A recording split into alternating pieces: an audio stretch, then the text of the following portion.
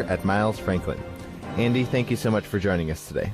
Oh, it's a pleasure. All ready to go. All right. Well, I'd first like to discuss about Brexit. Now, you've been talking about that this is the most important election in history. Did you want to discuss a little bit about this? Sure. Actually, the article you're referring to was called The Most Important and Precious Metal Bullish Election in History. And the reason being that with, the state of the global economy as bad as it is to start with, it was my belief, and probably many others' belief, that Britain actually broke through all the market manipulation and propaganda, which frankly put the pre-Swiss gold referendum propaganda and market manipulation from 2 years ago to shame, that it would cause, it would accelerate the cascade of social unrest and political revolution around the world. And, sure enough, it has, because within mere days, not only has the impact on the financial markets, particularly the currencies, everyone's focused on stock markets, and I'm focused more on the currency crashes that are going on right now. As a result, you're seeing an exodus of nations lining up to get out of the European Union, which they should. The European Union has probably been the most destructive political entity since communist USSR back in the 70s. And I think it's going to come apart a lot quicker than anyone can imagine. I've said all along the European Union, or more importantly, I focus more on the euro currency. I thought it was a doomed to fail, ill-begotten, experiment in the first place. And it's only 15 years old, and I don't think we'll have a euro. Maybe even as soon as a year from now. If we do, it'll be a completely different euro, because countries are going to be leaving, they're going to be kicked out. And I think it's only a matter of time before, frankly, I think it just takes one more of such referendums to completely end any hope that the European Union may even, try to get together. I think it's going to disband rather violently.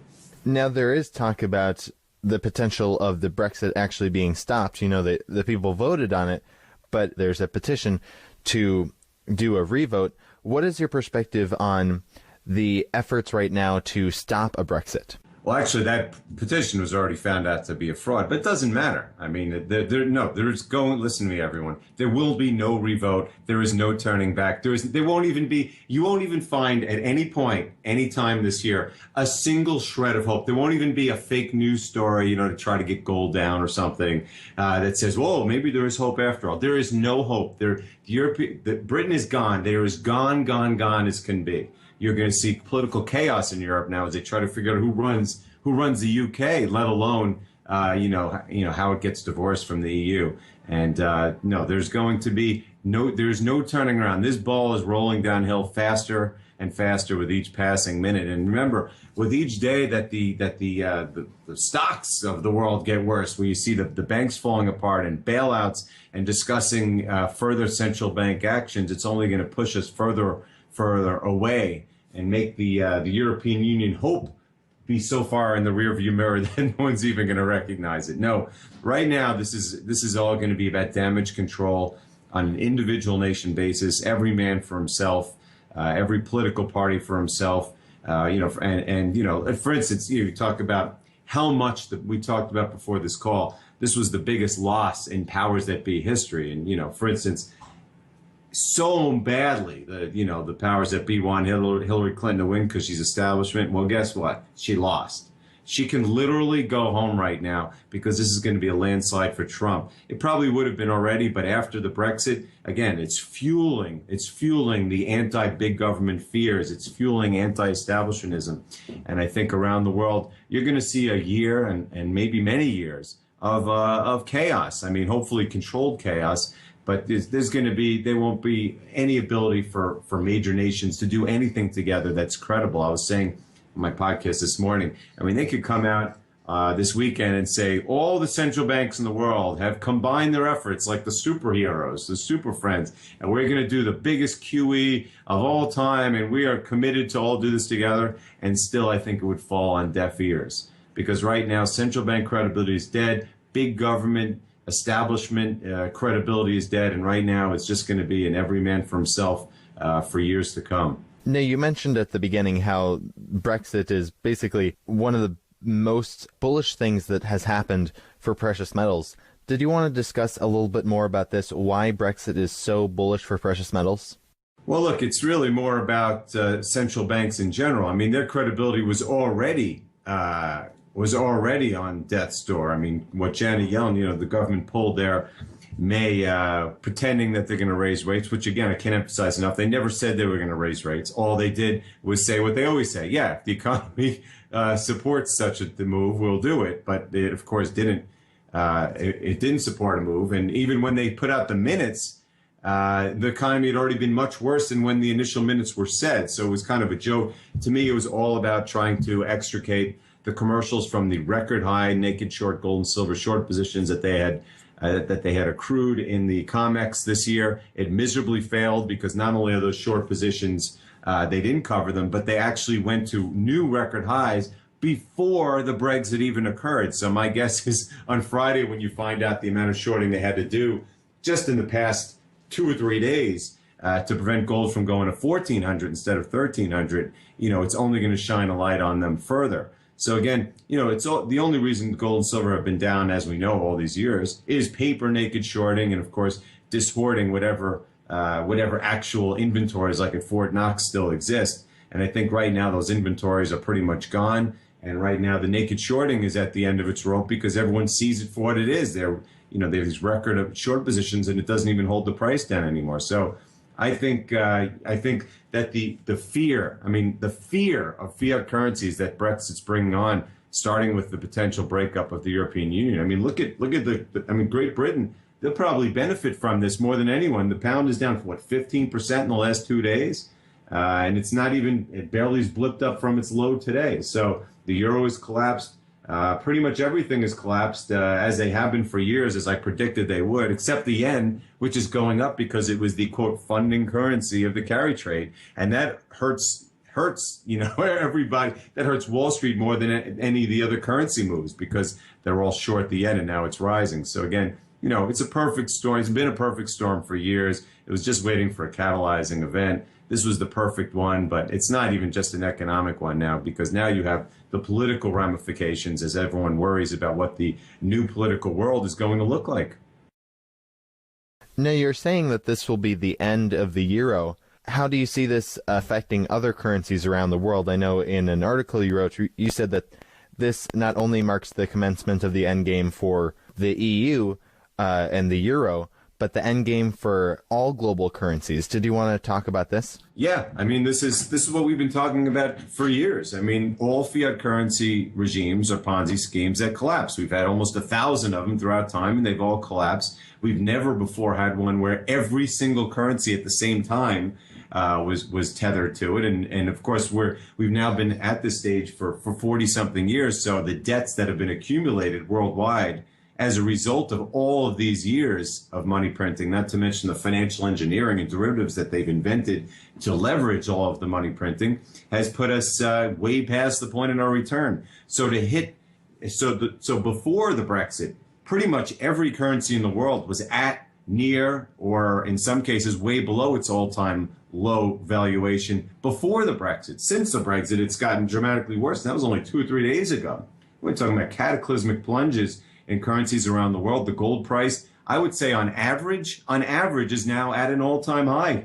If you average all the 180 currencies around the world, even the British pound as of yesterday was, I think, British pound gold was about 12% from its all-time high, and the euro maybe 14%, a whole bunch. Rupee gold was only a handful of percent from its all-time gold. Those are the biggest gold buyers in the world, and believe me, they notice this. The yuan is being devalued at its fastest pace since last August, and you know what I wrote about that, the upcoming cataclysmic financial big bang to end all big bangs, because of course the Chinese are going to keep devaluing, and then it'll be ding dong, the Fed is dead, when they are forced by collapsing markets to ultimately lower rates to a negative territory and launch QE4. So I think the race out of fiat currencies has begun, and the race into things that can preserve your value over time, such as gold and silver, and in my opinion, Bitcoin, because we're in a digital world, and I don't think anyone's going to trust any. Alan Greenspan could say all he wants about how we should go back to a gold standard. I don't think anyone will ever trust a government to issue anything. I mean, would you trust if the U.S. government said, yeah, we got 88,000 tons of gold, don't worry, the money we're printing, we'll take care of you? No, I don't think that anyone's going to trust anything. They'll trust gold and silver to preserve their value, and they'll seek new monetary methods as we move forward throughout the decade. So in the short term, do you see, basically you're saying that the EU, the euro is going to fail. Do you see that boosting the value of the dollar for the short term, though? Well, I didn't say the euro is going to literally fail right now. I mean, it could take some time. It could even be, there could be several, it could be a new euro where you have different countries that are in it and out of it. But ultimately, I think that you're not going to even have a euro at all. And again, you say, well, boost the dollar. that's like you'll get these people out there go, whoa, that means gold will go down. And it's like, I wrote an article a few years ago. It said if a nuclear bomb destroyed Europe, which was mocking these people, saying, well, yeah, I mean, if a nuclear bomb destroyed Europe, yeah, the dollar would explode. The dollar index would go to 200. And you'd still have some idiots out there saying, yeah, well, gold's going to go down because the dollar's up. Gold has absolutely, everybody, it has absolutely zero correlation to the dollar index. Why anyone would believe that the dollar, that the gold price would move because of the relationship between the dollar and the euro and the dollar and the yen. Two currencies, the first one, which literally won't even be around soon, which is the equivalent of a nuclear bomb destroying Europe, and the second one, which is purposely trying to destroy itself. So no.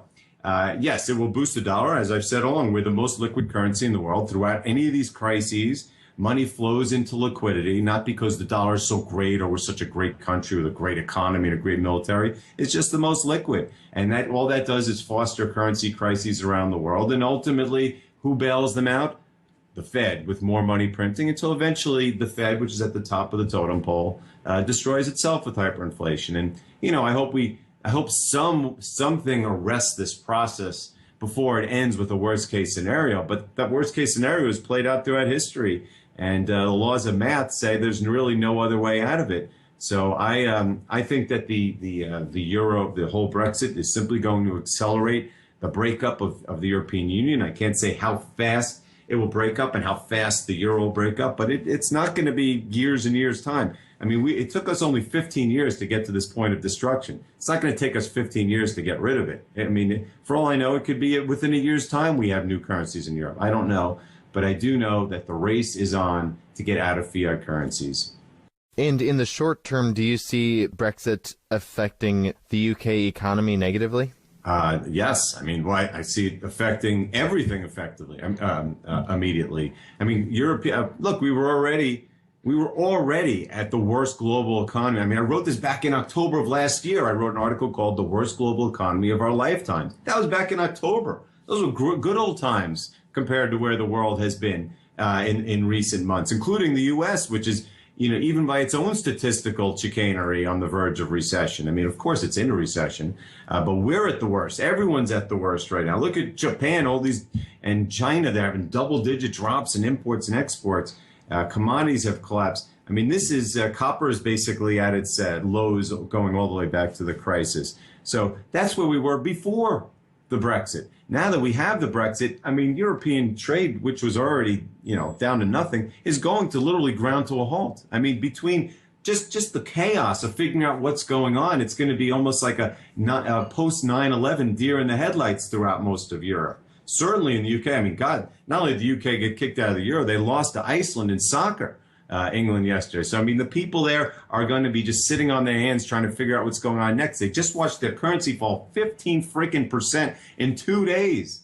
15%. Is a first world country over there. So, of course, it's going to ground European trade to a halt. Europe is pretty much the biggest trade bloc in the world. So, how do you think it's going to affect everyone else? So, I mean, I don't think there's a chance in hell that even the best BLS and BEA and other, accounting chicanery is going to prevent the U.S. from printing recessions in the second half of this year, a la 2008 and 2009. So, I mean, it's only a matter of time before the Fed is forced to go to negative interest rates in QE4, and that will truly be the end game for all central banking. All right. Well, Andy Hoffman, thank you so much for joining us today. Before we let you go, are there any last thoughts you'd like to add, and where can our viewers find you online? Yeah, the last thoughts. I mean, I don't think anyone has been more vocal about these things forever, so I have no last thoughts other than to protect yourself and do it now. And again, Miles Franklin, we've been around for 27 years, A+ Better Business Bureau rating. By the way, We're in the only state, Minnesota, that actually regulates bullion dealers, which is a pretty important thing, given that some of the online bullion dealers have gone bankrupt with people's funds in the last year, in the last 2 or 3 years, actually. I write every day at milesfranklin.com. You can email me at ahoffman@milesfranklin.com, or you can call us at 800-822-8080. Andy, once again, thank you so much for your time.